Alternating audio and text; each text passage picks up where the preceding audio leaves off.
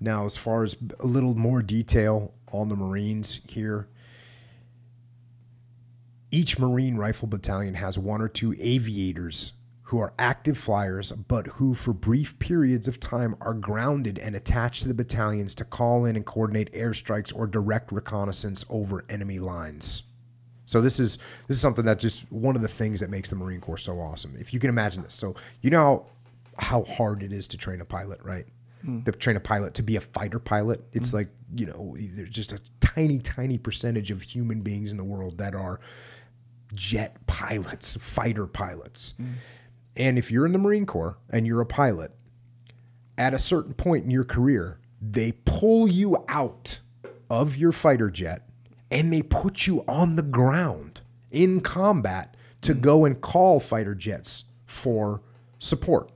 And this is you end up being in a group called ANGLICO, which is a Air Naval Gunfire Liaison Company, and they're Marines, and they do call for fire. They call in aircraft, and we worked with them extensively in Ramadi. And as a matter of fact, we had ANGLICO went with SEALs on, I would say, 90-something% of the operations. I don't know what the number is, but a massive number of operations. As a matter of fact, one of the guys we're probably going to bring one of the ANGLICO guys that was this exact thing that I'm talking about. Was a fighter pilot, and we show up in Ramadi, and he's an ANGLICO guy on the ground. Went on all kinds of operations. Went on a ton of operations with Leif, and we're gonna bring him on the podcast because he's just an awesome guy, and hear his story. But that, again, that's one of the things that makes the Marine Corps so awesome. Is they're like, oh, you're a pilot and you're super high speed and you're well trained. That's cool. That's fine.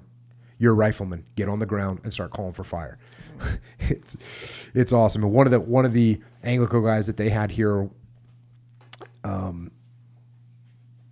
back to the book, Ramon had been shot down the month before. His plane had gone in over friendly ground, but he had been concussed, so now he was with the battalion and, at least for the moment, once again a foot soldier. Of course, in a sense, all Marine flyers are still infantrymen. This is what the book says, and the Corps tries to make it so, with every flyer reverting for 2 weeks a year to commanding troops or running problems as an infantry officer. All of them were trained that way in the beginning at Quantico, but some flyers, or naval aviators as they are called, sometimes are softened by the good life as pilots. Still, in a pinch, most of them can do a competent job on the ground. And that's, yeah. Again, that's just one of the things I love about the Marine Corps is they do that. And we're gonna get my buddy Dave on here to talk about what that's like and what it was like for him.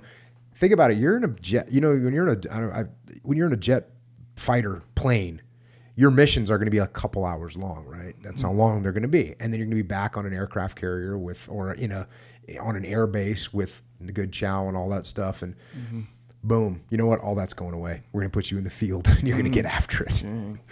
So very cool.